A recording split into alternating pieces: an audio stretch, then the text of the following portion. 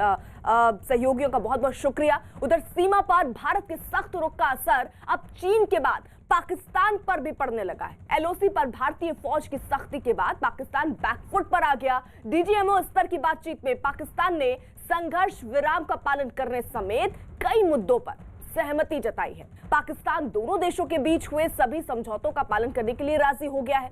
साल 2003 में भारत और पाकिस्तान के बीच एलओसी पर युद्ध विराम को लेकर समझौता हुआ था, लेकिन पिछले कई वर्षों से पाकिस्तान इस पर अमल नहीं कर रहा था। अब पाकिस्तान इस पर अमल करने के लिए तैयार हो गया है। अगर पाकिस्तान वास्तविक रूप में इस समझौते पर अमल करता है तो इसका सकारात्मक असर दोनों देशों के कूटनीतिक रिश्तों पर भी देखने को मिल सकता है। तो जरा ये 3 तस्वीरें आप देखिए किस तरीके से पाकिस्तान बैकफुट पर है, क्योंकि लगातार उस पर शिकंजा कस रहा है, आतंकवाद को पालने पोसने का आरोप लग रहा है और ऐसे में अपनी अर्थव्यवस्था और आतंकवाद के लगे धब्बे से उबरने के लिए पाकिस्तान स्ट्रैटेजी तैयार कर रहा है। जहां बातचीत हुई, एलओसी पर शांति की उम्मीद अब जगी है, क्योंकि ये भरोसा खुद पाकिस्तान ने दिया है। लेकिन पाकिस्तान पे क्या इतना भरोसा किया जा सकता है, ये भी एक बड़ा सवाल है। सैन्य स्तर की दरअसल ये बातचीत हुई थी और एलओसी के हालात पर चर्चा हुई थी। भारत और पाकिस्तान के डीजीएमओ के बीच हॉटलाइन पर बात हुई, जिसमें दोनों देशों के बीच जारी तनाव और सीमा पर शांति बनाए रखने के मुद्दे पर काफी देर तक चर्चा हुई। इस बातचीत में पाकिस्तान की तरफ से भरोसा दिया गया कि अब उसकी ओर से सीज फायर नहीं तोड़ा जाएगा। साथ ही पाकिस्तान ने सभी समझौतों का सख्ती से पालन करने पर भी हामी भरी। यही नहीं, दोनों देशों के बीच इस बात पर भी सहमति बनी कि अगर कोई गलतफहमी पैदा होती है तो उसे हॉटलाइन या फ्लैग मीटिंग के जरिए दूर किया जाएगा। इन समझौतों से पाकिस्तान लगातार इससे पहले भारतीय इलाकों में गोलाबारी कर रहा था। अगर सिर्फ पिछले साल की बात करें तो उसने 4700 से भी ज्यादा बार सीज फायर तोड़ा है। लेकिन भारतीय सेना ने जिस तरीके से उसे मुंहतोड़ जवाब दिया, उससे पाकिस्तान के होश उड़ गए और वो समझौतों पर सहमति के लिए राजी हो गया है। अगर फायरिंग बंद हो जाए तो अच्छी बात है, जैसे कि हम अच्छी तरह अपनी खेती बाड़ी कर सकते हैं, काम कर सकते हैं बिना कोई तकलीफ के। पाकिस्तान का कोई तो भरोसा नहीं है, कभी भी कर सकते हैं। जैसे कि पिछली बार हुआ, हम इधर थे तो हमारे इधर बहुत ज़्यादा शेलिंग हुई और हम इधर से भाग के पीछे चले गए। हम अपनी गवर्नमेंट का भी और पाकिस्तान की गवर्नमेंट का भी इस्तेमाल करते हैं। ऐसा होना चाहिए, जो आज हुआ है जो बरसों पहले होना चाहिए था।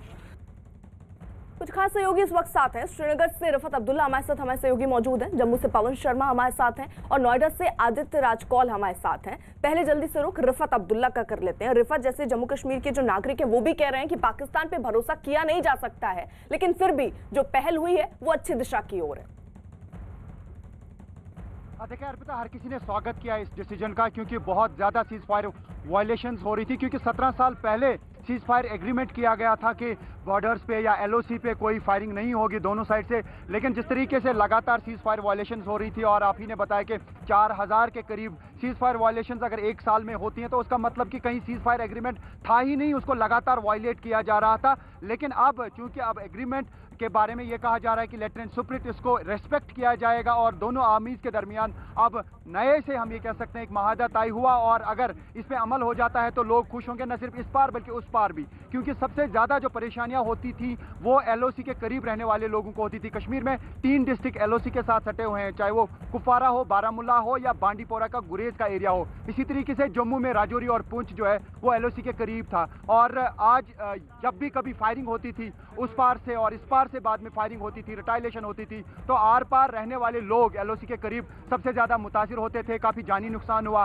काफ़ी माली नुकसान हुआ। लेकिन चूंकि अब कहा जा रहा है दोनों आर्मीज के दरमियान कि इसका रेस्पेक्ट किया जाएगा, यानी कि अब सीज फायर वायलेशंस नहीं होंगी, तो लोगों ने इसका स्वागत किया है। कल भी आपने देखा कि ऊडी में लोग काफ़ी खुश थे, वो ये कह रहे हैं कि वो अपने घरों में सुकून से रहना चाहते हैं। कुछ दिन पहले वो ये कह रहे थे कि बंकर दे दीजिए, शेलिंग लगातार हो रही है, ये ना हो। तो ऐसे में ये कहा जा सकता है कि अगर वाकई में लेफ्टिनेंट सुप्रीत इस एग्रीमेंट पे रिस्पेक्ट किया गया, इस एग्रीमेंट को माना गया, दोनों साइड से वायलेशन नहीं हुई, तो लोग चैन की सांस लेंगे और लोगों को अपनी जगह से दूसरी जगह नहीं जाना पड़ेगा और बंकरों की भी फिर जरूरत नहीं पड़ेगी। लेकिन अब देखना होगा कि कितनी देर तक खामोशी रहेगी एलओसी पे। अगर खामोशी रहती है तो हर कोई अमन चाहता है, लोग चाहते हैं कि वो शांति से रहें, और फायरिंग की वजह से जो लोग मुतासिर होते हैं और आर्मी को भी आर पार नुकसान होता है। आपने देखा कि कितने आर्मी जवानों की इसमें जान गई, तो आर्मी के लोगों को भी नुकसान नहीं होगा, आम लोग परेशान नहीं होंगे। तो कश्मीर में जो एलओसी के करीब रहने वाले लोग हैं तो उन्होंने इसका खैर मकदम किया है, वेलकम किया है, स्वागत किया है।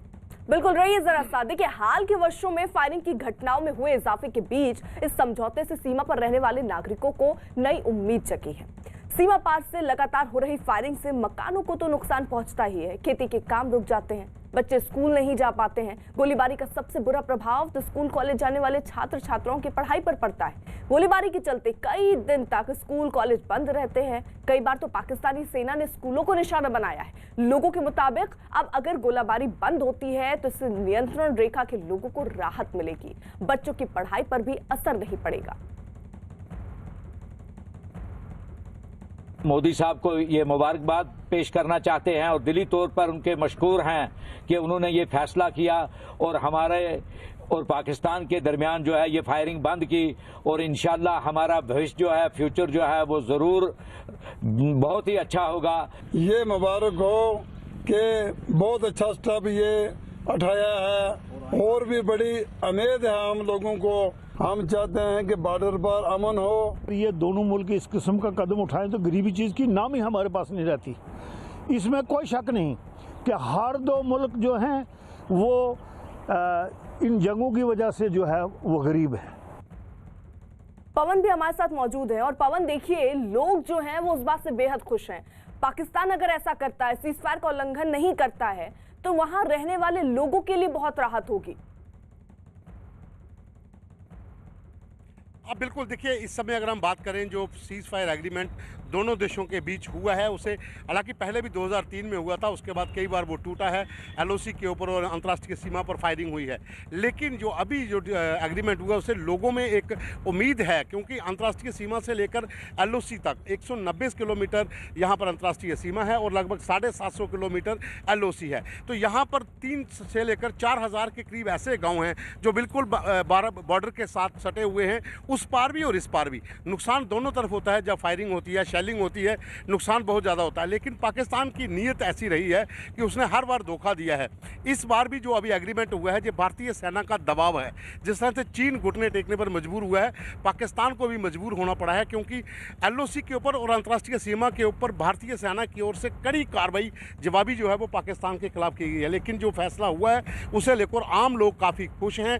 बॉर्डर के लोगों का कहना है कि वहाँ पर उनके स्कूल्स खुलेंगे, बच्चे स्कूल जा पाएंगे, शेलिंग की वजह से उनके घर नहीं टूटेंगे, लोग घायल नहीं होंगे, लोगों की मौतें नहीं होंगी।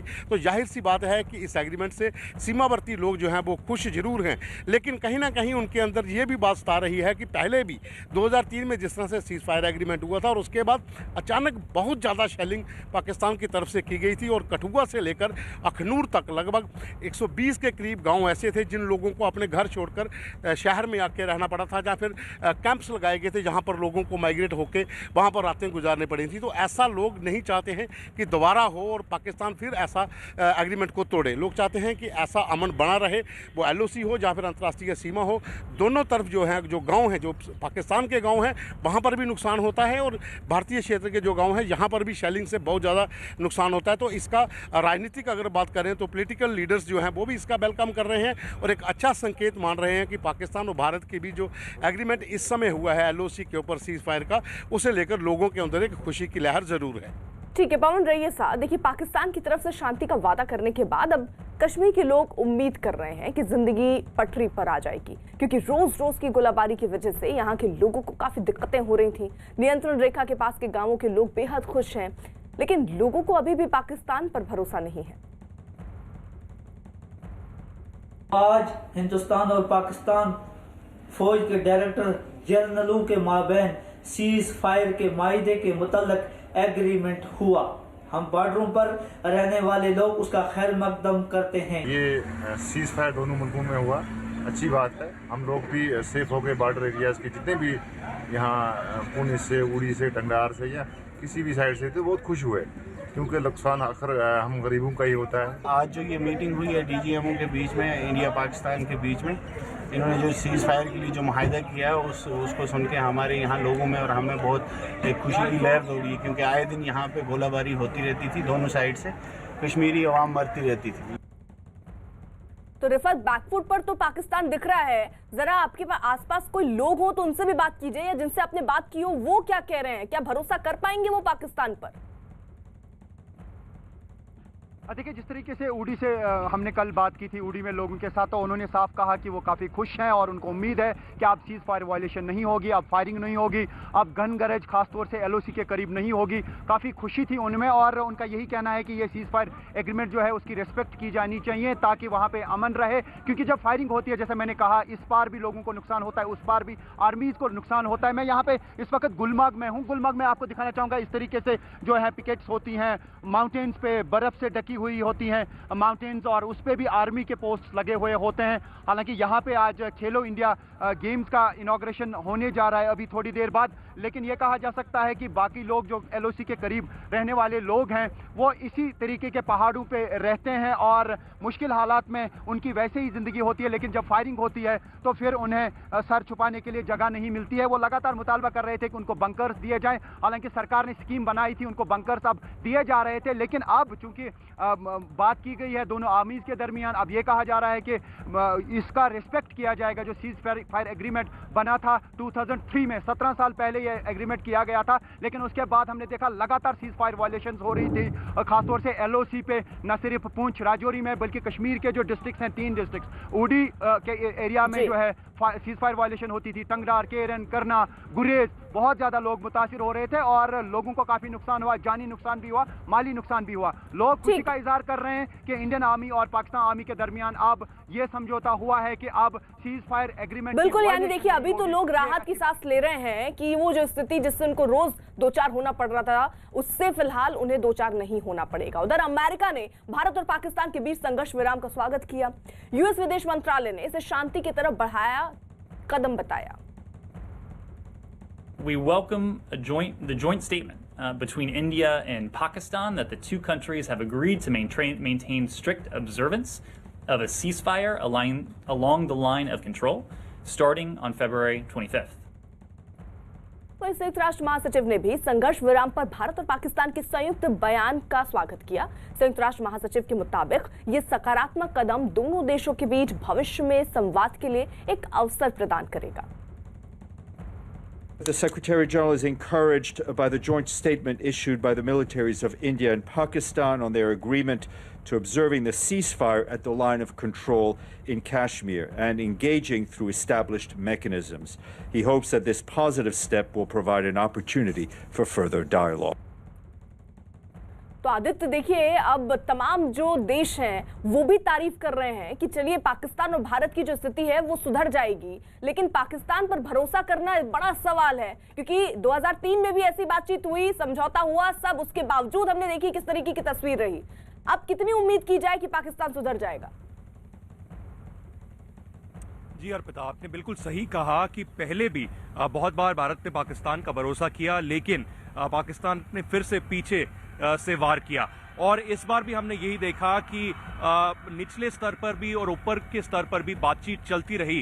राष्ट्रीय सुरक्षा सलाहकार अजीत डोवाल और उनके जो पाकिस्तानी काउंटर पार्ट हैं मोएज यूसुफ के बीच में, अलग अलग एजेंसीज के बीच में भी बातचीत चलती रही, और पिछले 1 महीने में ये बातचीत जो है ज्यादा जोर पकड़ा, और हमें ये सूत्रों के आधार पर पता चल रहा है कि असली कारण जो है पाकिस्तान की रजामंदी का वो ये है कि पाकिस्तान को लोकल प्रेशर था, और वो लोकल प्रेशर था पाकिस्तान ऑक्यूपाइड कश्मीर में जो लोग थे वो प्रदर्शन कर रहे थे और वो मांग रहे थे आज़ादी, और साथ में ये भी मांग रहे थे कि जो फायरिंग है उससे आज़ादी मिले, जो गोला बारूदी हो रही है, आतंकवाद हो रहा है, उससे पूरी तरीके से जो है आज़ादी मिले। हमें यह भी याद रखना चाहिए कि मई और जून के महीने में पाकिस्तान ऑक्यूपाइड कश्मीर, मुजफ्फराबाद, कोटली, रावला कोट, वहां पर चुनाव भी होने हैं। तो पीटीआई गवर्नमेंट जो है इमरान खान की, वो प्रेशर में भी है लोगों के कि गोला बारूद कम से कम अगले कुछ महीनों के लिए जो है बंद कर दिया जाए। तो हाँ, अमेरिका का भी प्रेशर बिल्कुल होगा, बाइडेन एडमिनिस्ट्रेशन का, नई सरकार अमेरिका में आई है, तो तभी हमने देखा कि इमीडिएटली अमेरिका हो या संयुक्त राष्ट्र हो, उन्होंने ये वेलकम किया है। लेकिन क्या पाकिस्तान पे भरोसा करना सही रहेगा? कुछ ही घंटों पहले आपने खुद देखा, फाइनेंशियल एक्शन टास्क फोर्स ने खुद एक बयान जारी किया और मार्कस प्लेयर जो उनके प्रेसिडेंट हैं फाइनेंशियल एक्शन टास्क फोर्स से, उन्होंने कहा कि जो यूएन डेजिग्नेटेड टेररिस्ट हैं, चाहे वो हाफिज सईद हो, मौलाना मसूद अजहर हो या बाकी हो, उनके खिलाफ एक्शन पाकिस्तान नहीं ले रहा है। तो ये बिल्कुल आदित्य, जरा रहिए साथ। देखिए, पाकिस्तान ने भले ही समझौते पर सहमति जता दी है, लेकिन उसका पुराना रिकॉर्ड लोगों को उस पर यकीन करने से रोक रहा है। जानकारों का कहना है कि फिलहाल जमीनी स्थिति पर नजर रखनी होगी। भारत और पाकिस्तान की फौजों के डीजीएमओ के बीच में सीज फायर का जो समझौता हुआ है वो एक वेलकम डिसीजन है। एक ऐसा फैसला है जिससे भारत के बॉर्डर बेल्ट में रहने वाले, खासकर जम्मू कश्मीर की बॉर्डर बेल्ट में रहने वाले शहरियों को, नागरिकों को बहुत राहत मिलेगी। वे लोग पाकिस्तान की अनप्रोवोक्ड सीज फायर वायलेशंस के विक्टिम रहे हैं, उन्हें बहुत जान और माल का नुकसान हुआ है। वो चैन की सांस कब तक ले सकेंगे, ये पाकिस्तान की सिंसेरिटी पर डिपेंड करता है।